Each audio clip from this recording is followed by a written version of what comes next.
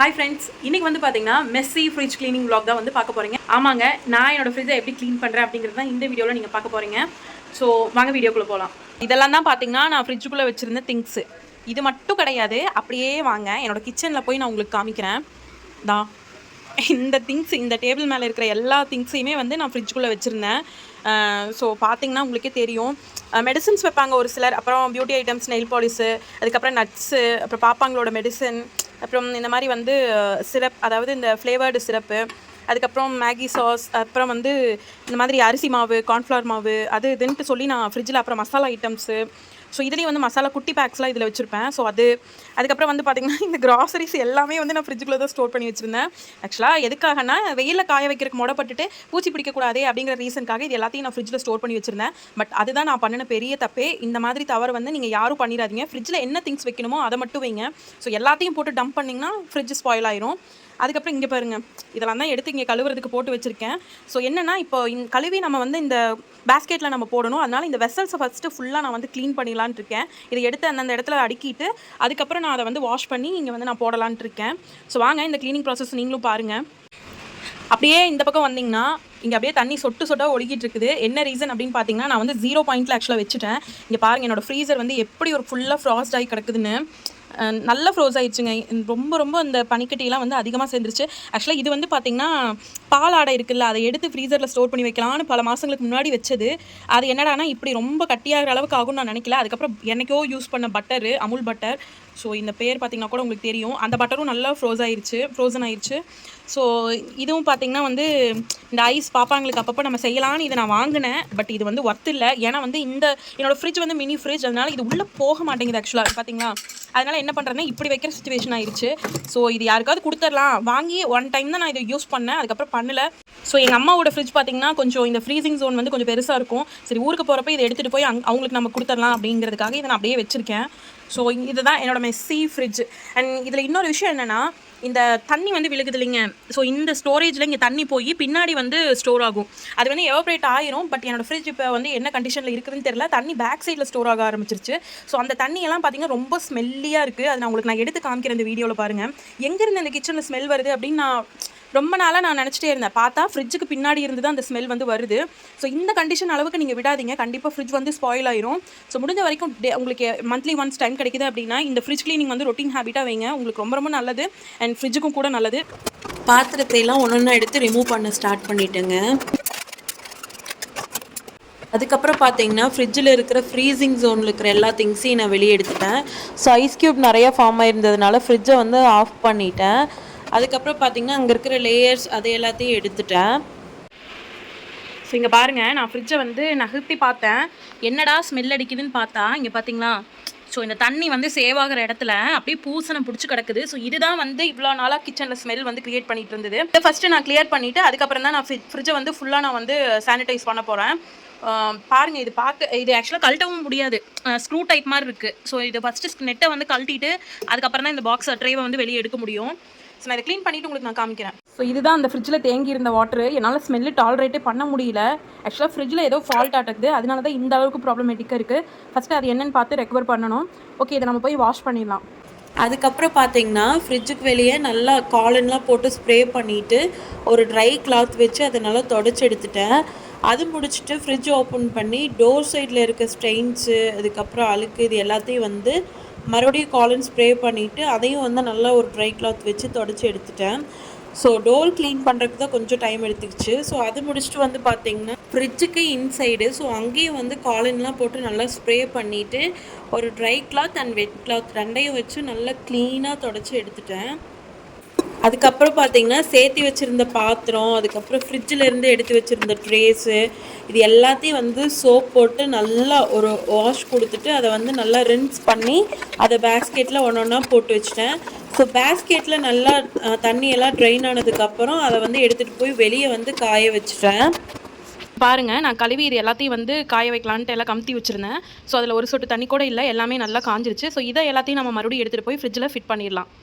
நான் back side பார்த்திங்கன்னா, நான் அந்த தண்ணி வந்து ரொம்ப வாசடிச்சதுன்னு சொன்னேன் இல்லைங்க. ஃபஸ்ட்டு அந்த ஒரு பாக்ஸை வந்து நான் நல்லா கழுவி காய வச்சு அதை ஃபஸ்ட்டு இப்போ நான் ஃபிட் பண்ணுறேன்.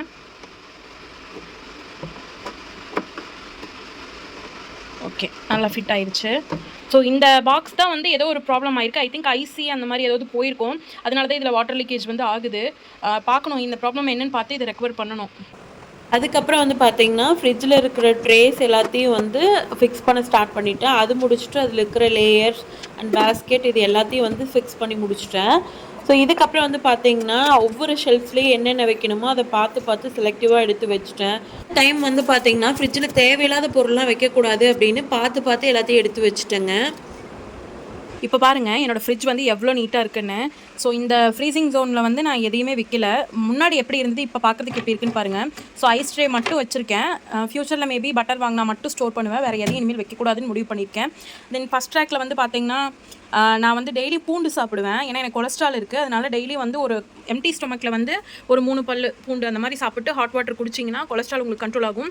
இந்த பூண்டு வந்து பார்த்திங்கன்னா தேனில் வந்து ஊற வச்ச பூண்டு. ஸோ நாட்டு பூண்டு வாங்கி இந்த மாதிரி தேனில் வந்து போட்டு ஒரு 3 days ஊற வச்சிட்டிங்கன்னா இது சாப்பிட்றதுக்கு கொஞ்சம் காரமாக இருக்காது, கொஞ்சம் பெட்டராக இருக்கும். அதனால தான் இந்த மாதிரி பண்ணி வச்சுருக்கேன். ஸோ அதுக்கப்புறம் வந்து பார்த்திங்கன்னா, இங்கே வந்து பார்த்திங்கன்னா பச்சை மிளகாய், இஞ்சி அதெல்லாம் போட்ட பாக்ஸு. அதுக்கப்புறம் வந்து பார்த்திங்கன்னா இதெல்லாம் வெங்காயம். ஆக்சுவலாக வெங்காயம் வந்து நான் எப்போவும் உரிச்சு வைப்பேன். ஸோ அந்த மாதிரி உரிச்சு வச்சேன்னா எனக்கு வந்து ஆட்டுற குழம்புக்கெலாம் செய்யும்போது ஈஸியாக நான் அதை எடுத்து போட்டு செய்வேன். அதனால் வந்து இதை நான் எப்போவும் ஸ்டோர் பண்ணி வச்சுப்பேன். டக்குன்னு நம்ம ரெடி பண்ணணும், குழம்பு பண்ணணும் அப்படிங்கும்போது ஈஸியாக இருக்கும். தென் இது வந்து பார்த்திங்கன்னா மல்லிகைப்பூ வந்து எங்கள் வீட்டு பக்கத்தில் ஒரு அக்கா வந்து எனக்கு கட்டி அதை கொண்டு வந்து தந்தாங்க. ஸோ அதை வந்து பாக்ஸில் போட்டு வச்சுருக்கேன். வாசம் வந்து வெளியே வந்துடக்கூடாதுல்ல, அதனால் ஃப்ரிட்ஜில் இல்லைன்னா ஸ்மெல் அடிக்கும். ஸோ இந்த ஃபஸ்ட் ரேக்கில் நான் இதெல்லாம் மட்டும் நான் வச்சுருக்கேன். தென் செகண்ட் ரேக்கில் ஆஸ் யூஷுவல் வந்து நான் மாவு தான் எப்போவும் ஸ்டோர் பண்ணுவேன். ஸோ இந்த இதில் வந்து பார்த்திங்கன்னா ஃப்ரெஷ்ஷாக ஆட்டின மாவு. இதில் வந்து பார்த்திங்கன்னா கொஞ்சம் பழைய மாவு வந்து ஸ்டாக் இருக்குது, அது வச்சுருக்கேன். தென் இது வந்து நான் பாப்பாங்களுக்கு எப்போவும் சத்து மாவு வந்து கூழ் கொடுப்பேன். ஸோ அதனால் அது நான் எப்போவும் உள்ளதாக வைப்பேன், வெளியே வைக்க மாட்டேன். ஏன்னா சீக்கிரம் பூச்சி பிடிச்சிடக்கூடாதுல்ல, அதனால். அதுக்கப்புறம் வந்து பார்த்திங்கன்னா இந்த இதில் வந்து தக்காளி வந்து எப்போவுமே ஓப்பன் சர்ஃபேஸில் தான் நான் வைப்பேன். பாக்ஸில் க்ளோஸ் பண்ணியோ இல்லை கவரில் போட்டு நான் வைக்க மாட்டேன். தென் லெமன், அதுக்கப்புறம் கொத்தமல்லி இலை. ஸோ இதெல்லாம் நம்ம டக்குன்னு எடுக்கிற நீடு இல்லை, அதனால் இங்கே இருந்துச்சுன்னா டக்குன்னு எடுத்து நம்ம சமைக்கிறதுக்குலாம் யூஸ் பண்ணிக்கலாம். தென் இந்த ரேக்கில் வந்து பார்த்திங்கன்னா இது வந்து பச்சரிசி மாவு. ஏதாவது நம்ம செய்கிறோம், நம்மளுக்கு டக்குன்னு ஏதாவது போண்டா சுடுறோம் இல்லை ஏதாவது ஒரு சில்லி போடுறோம் அப்படிங்கும்போது மாவு மாதிரி நான் அரைச்சி வச்சுப்பேன் பச்சரிசி வாங்கி. ஸோ அந்த மாவு நமக்கு யூஸ் ஆகும். அதனால் ஆனால் வெளியே வச்சோம்னா கண்டிப்பாக பூச்சி பிடிக்கும். அதனால் நான் ஃப்ரிட்ஜில் தான் எப்போவும் ஸ்டோர் பண்ணுவேன். தென் இது வந்து பார்த்திங்கன்னா கருவாடு. ஸோ பால் கருவாடு, அதுக்கப்புறம் குட்டி கருவாடு, இதெல்லாம் வந்து ஸ்டாக்கேஜ் எப்போவுமே இருக்கும். ஸோ வெளியே வச்சோம்னா நல்லா இருக்காது, அதனால் ஃப்ரிட்ஜில் ஸ்டோர் பண்ணிடுவேன். தென் இது வந்து பார்த்திங்கன்னா நம்மளோட ஸ்பைசஸ், அதாவது பிரியாணி ஸ்பைசஸ் மாதிரி குருமாக்கும் யூஸ் பண்ணிக்கலாம். ஸோ அந்த ஸ்பைசஸ் வந்து நிறையா இருக்கும். நான் எப்போவுமே ஷெல்ஃப்ஸில் வந்து பார்த்திங்கன்னா கொஞ்சம் கொஞ்சமாக போட்டு வச்சுருப்பேன். ஆனாலும் சரி இது நிறையா இருக்கும் அப்படிங்கிறதுக்காக நான் ஃப்ரிட்ஜில் அது ஸ்டோர் பண்ணிடுவேன். இந்த ஸ்பைசஸே எனக்கு கிட்டத்தட்ட ஒரு 6 months to 1 year வரைக்குமே வரும். அதனால் நான் இது எப்பவும் உள்ளதாக வைப்பேன். தென் இது வந்து பார்த்திங்கன்னா ஏவிடி கோல்ட் கப் டீ தூள். நான் வந்து இது பார்த்திங்கன்னா ஒரு 1/2 kg நான் எப்போவுமே வாங்கி வைப்பேன். எனக்கு இந்த டீ தூள் தான் ரொம்ப பிடிக்கும். கொஞ்சம் கொஞ்சமாக யூஸ் பண்ணிக்குவேன், வேணுங்கிறப்ப எடுத்துக்குவேன். அதனால் இதை வந்து உள்ளே ஸ்டோர் பண்ணிடுறேன். தென் அப்படியே இங்கே கீழே வந்துட்டிங்கன்னா இது ஃபுல்லாக வெஜிடபிள்ஸு. ஸோ கேரட், பீன்ஸ், அதுக்கப்புறம் பாகற்காய், அதுக்கப்புறம் முருங்கைக்காய். ஸோ இங்கே வந்து பீட்ரூட், இந்த காய் எல்லாமே வந்து நான் இதில் ஸ்டோர் பண்ணி வச்சுருக்கேன்.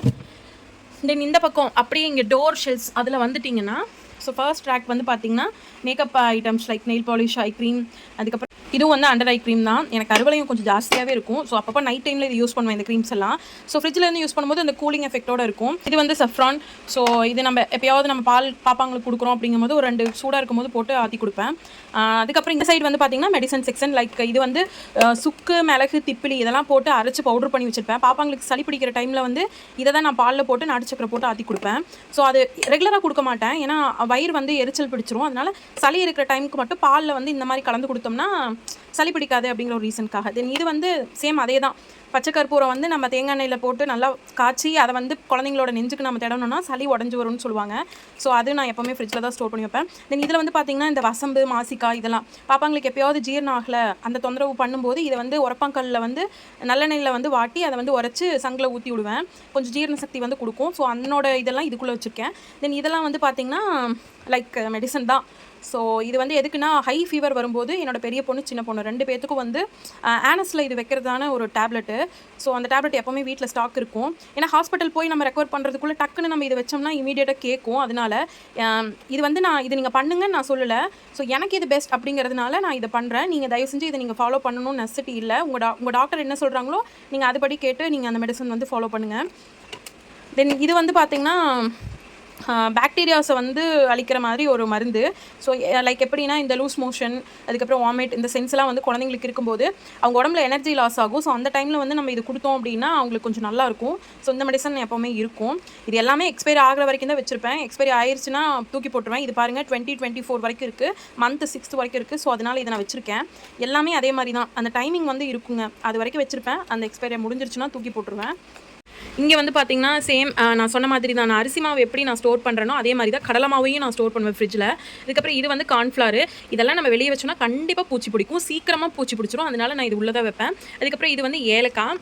ஸோ ஏலக்காய் மேபி ஃப்ரிட்ஜில் இருந்ததுன்னா கொஞ்சம் நல்லாயிருக்கும், அதனோட ஸ்மெல் போகாமல் கொஞ்சம் லாங் லாஸ்டிங்காக இருக்கும். அதனால தென் இது வந்து பார்த்திங்கன்னா முந்திரி, திராட்சை, நம்மளுக்கு பாயாசம், ஒரு வெண்பொங்கல், இல்லை சும்மா சாப்பிட்றதுனாலும் சாப்பிட்டுக்கலாம், அதுக்காக வச்சுருக்கு. தென் இது வந்து பார்த்திங்கன்னா பார்லி ரைஸ்.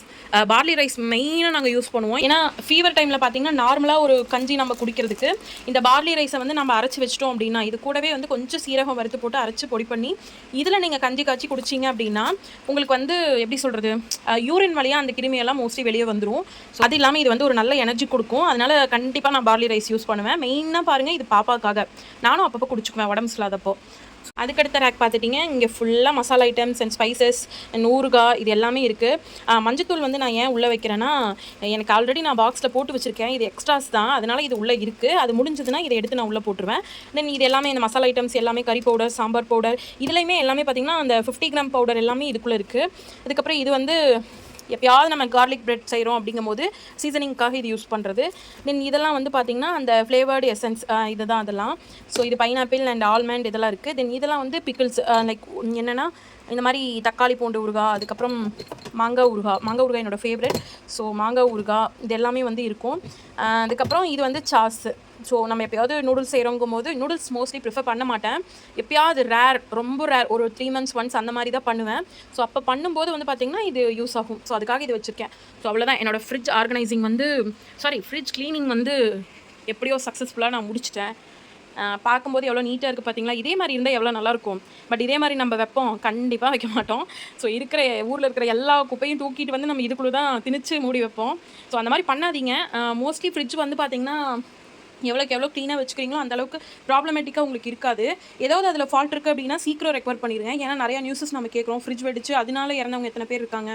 ஸோ அந்த கேஸ் கூட வந்து நம்மளுக்கு வந்து அது எஃபெக்ட் பண்ணும் அப்படிங்கிற ரீசன்லாம் இருக்குது. ஸோ முடிஞ்ச வரைக்கும் ஃப்ரிட்ஜ் க்ளீனாக வச்சுக்கோங்க. அவ்வளோதான் கைஸ், ஒரு வழியாக என்னோட ஃப்ரிட்ஜ் க்ளீனிங் வந்து நல்லபடியாக முடிஞ்சிருச்சு.